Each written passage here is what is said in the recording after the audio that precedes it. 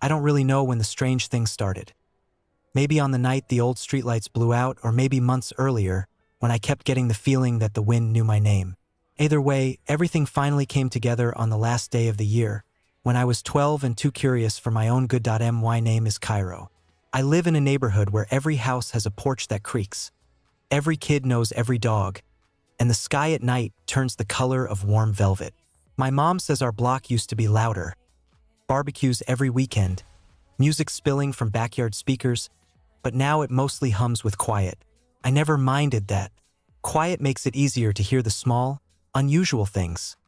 Like the way our house breathes. It's not a sound you'd notice if you weren't listening carefully. But I swear, late at night, when the heater clicks off and mom is asleep, the house lets out this long, slow exhale. Old wood shifting, pipes settling, something deeper underneath. I'd lie there in the dark and whisper, "I hear you." I don't know why I did that. It just felt right. On December 31st, the neighborhood was unusually still. No kids outside, no dogs barking. Even the winter wind held its breath. The sky had this hazy glow to it, like the last bit of daylight refused to leave. Mom was working a double shift at the hospital, so I was alone, eating leftover mac and cheese and watching the clock creep toward midnight.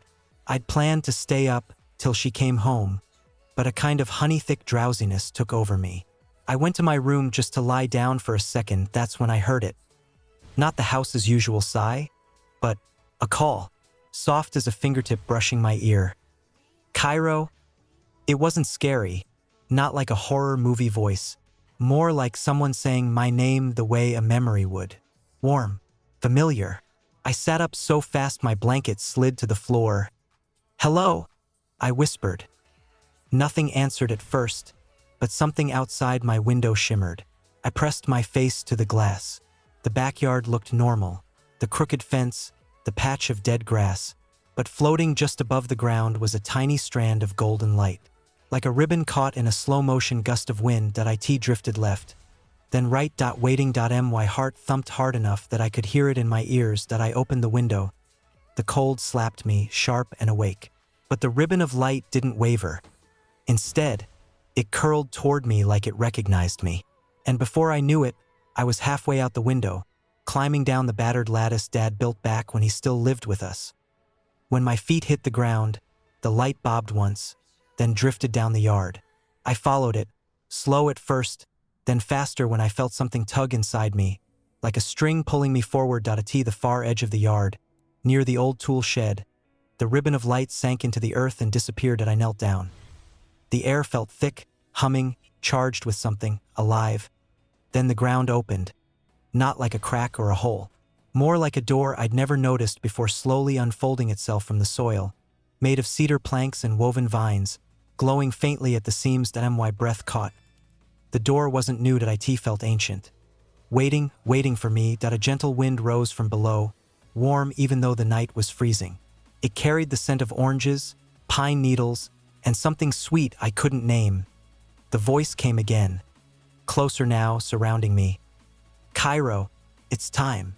My hand hovered over the glowing wooden handle. My fingers buzzed before I even touched it. I didn't know it was down there. I didn't know why it was calling me. I only knew one thing. My life was about to change. I swallowed once. Hard. Then I pulled the door open and stepped inside. The moment I stepped through the door in the earth, warmth wrapped around me like a heavy blanket. It wasn't dark, not exactly. The walls glowed with soft gold veins, like tree sap caught in frozen sunlight. Roots twisted overhead, weaving together into an arched tunnel that sloped downward. The air hummed. It wasn't just sound. It felt like something brushing along my shoulders, running down my arms, whispering under my skin. A pulse steady, ancient, familiar. I kept walking even though my brain was yelling that this should have been terrifying. But it wasn't. If anything, it felt like coming home to a place I'd never been. The deeper I went, the brighter the tunnel became.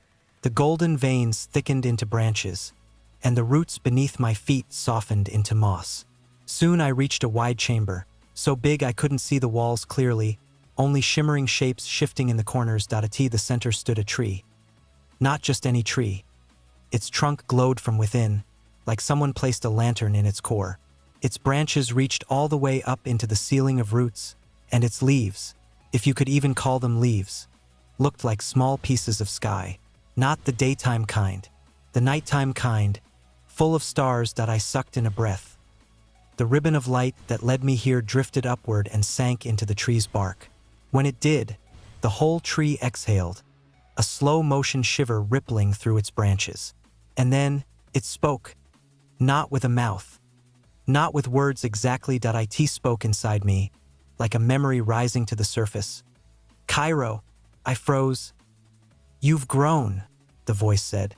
"Your mother was right to name you what she did." "My mom." My voice cracked. "What do you mean?" The branches rustled softly. The light brightened. "This place has been waiting for you since the day you were born." A chill that wasn't cold ran through me. Like everything I thought I knew about my life suddenly shifted a little to the side. I took a step closer. Where am I?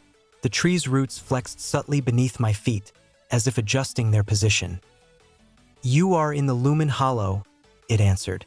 "A space beneath your world, where memories become light and time listens." I blinked. That sounded way too big for me to understand. Why did you call me?" For a moment, the tree didn't answer. The star leaves above dimmed to a soft twilight glow. Then the voice returned, gentler. "Because the year is ending, and with it, something is fading." The chamber flickered that I could see deeper into the shadows now, and what I saw made my chest tighten. Shapes, hundreds of them. Dim silhouettes of people, all glowing faintly like lanterns with dying flames. Some held hands. Some sat curled on the floor. Some looked right at me even though they didn't have faces. "What are they?" I whispered. The tree answered slowly, almost sadly. "Forgotten moments." My skin prickled. "Memories people have lost, joys abandoned, dreams set aside, promises broken by time. Every year, on the final night, the hollow fills with what the world has let slip away." I turned in a slow circle, heart thudding hard in my chest. All these lost pieces of someone's life? And me? I asked quietly. "Why am I here?" The tree's trunk pulsed once, like a heartbeat. "Because among all that fades, one memory refuses to die." A small orb of light rose from the ground and floated between us. It glowed deeper and warmer than the others, flickering like candlelight in the wind that my stomach dropped, because inside the orb was a baby wrapped in a soft blue blanket. A baby with dark curls and tiny fists. A baby asleep against a woman's chest on my mom's. Recognition hit me like a punch. "That's me," I whispered, barely breathing. "Yes, but why is it here? Why is my memory in this place?" The orb trembled, as if it were scared for me. The tree answered in a low, sorrowful tone.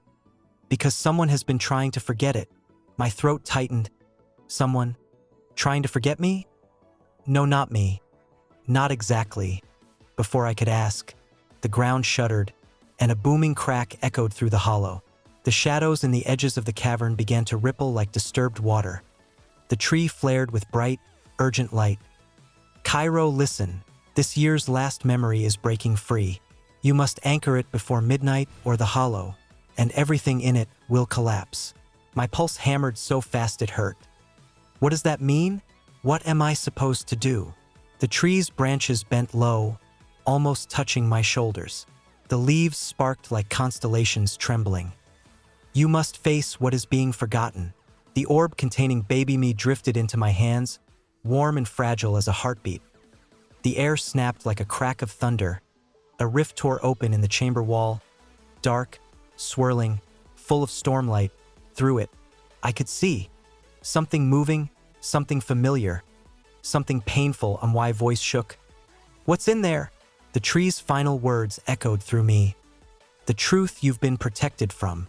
The memory your mother never wanted you to carry. And the one thing you must not run from." The rift widened, and I stepped forward. The rift yawned open like a storm swallowing light.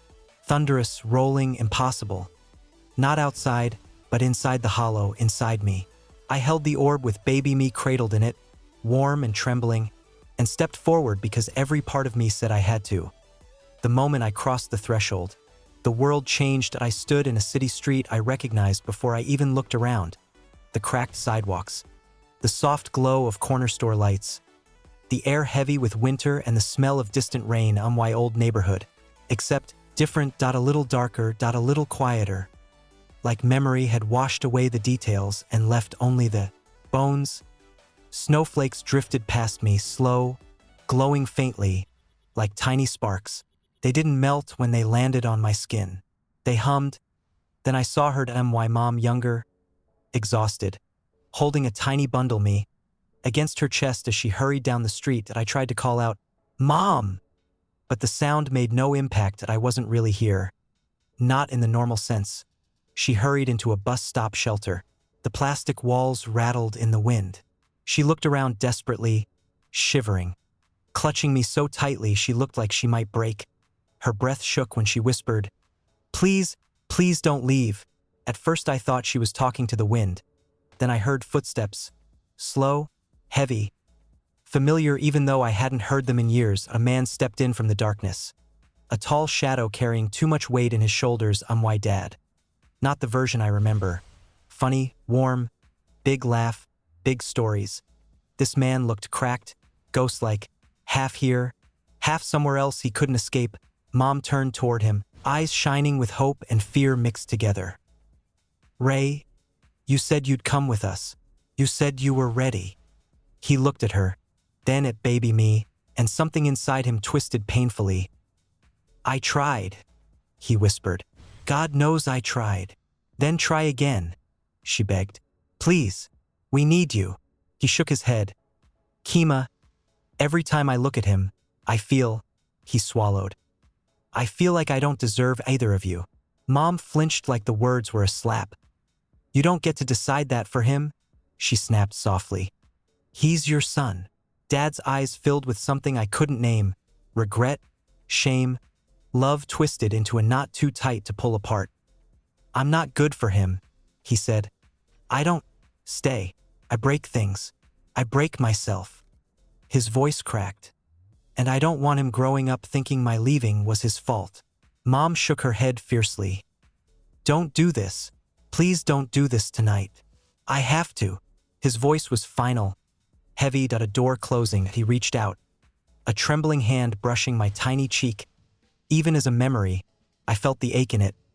"Happy New Year, little man," he whispered. "I hope you grow stronger than me."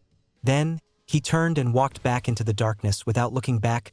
Mom collapsed on the bench, crying silently into baby me's blanket, and everything clicked. This was the night my dad left for good.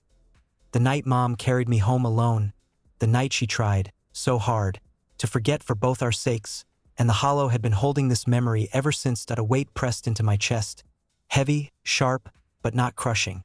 Not anymore. I stepped toward my mom's crying form, knowing she couldn't see me, but needing to move anyway. "I'm okay," I whispered. "I turned out okay, and you didn't fail. And he wasn't all bad." My voice steadied. "I'm still here, and I'm not angry." The orb in my hand pulsed warmly, then burst into a wave of light that swept across the scene, dissolving everything into golden dust. The memory didn't vanish. It settled. It softened. It accepted being remembered. I blinked and found myself back in the Lumen Hollow. But everything was different now. What used to be dim silhouettes now brightened, shapes resolving into glowing figures who no longer seemed lost. The cavern pulsed with renewed life. The collapsing shadows had retreated, leaving only warm radiance. The great tree shimmered brighter than before. "You anchored the lost year," it said, "and you healed what was breaking." I let out a breath I felt like I'd been holding my entire life. "What happens now?" The star leaves rustled gently. "Now the hollow can do what it was meant to, restore the year's forgotten light." All around me, the glowing figures rose, drifting upward like lanterns carried by a soft wind. They dissolved into strands of golden memory, weaving themselves into the roots, the branches, the air itself. The whole hollow transformed into something breathtaking. A sky beneath the earth, filled with constellations made of things people once loved. The tree's voice softened. "Cairo, every new year. A guardian is chosen. Someone who remembers, someone who listens, someone who sees the light even in the dark. My heart skipped. Me? You stepped into the hollow because you heard it. You healed what was trying to be forgotten. And you carry courage shaped by truth, not bitterness. Warmth rippled through me as the roots beneath me glowed in patterns like ancient writing. Yes, the tree said. You. The tree lowered a single glowing leaf, blue and gold, into my hands. When I touched it, it dissolved into my skin, a gentle pulse settling into my heartbeat. The hollow faded around me, softly, like a dream releasing its hold that I woke up standing in my backyard, right by the shed. The sky was pale with dawn. Frost sparkled on the grass. Birds chirped like they were late to something. And in the distance, I heard keys at the front door. Mom calling, "Cairo, you awake?" I walked inside slowly. She hugged me, tired but smiling, smelling like winter air and peppermint tea. "Happy New Year, baby," she murmured. "Happy New Year," I whispered back. She pulled away, studying my face. "You look different, older." I shrugged, smiling. "Just a long night." She didn't question it. Moms always know when something is deeper than asking. When she walked to the kitchen, I glanced at the window. A tiny spark of golden light flickered there, just for a moment, before drifting up into the morning sky, and I knew. The hollow wasn't gone, just waiting for the next new year, waiting for me. Its new guardian, and for the first time, I felt it. Not the old ache of something missing, but the warmth of something found. A truth, a light, a beginning. The year had turned, and so had I.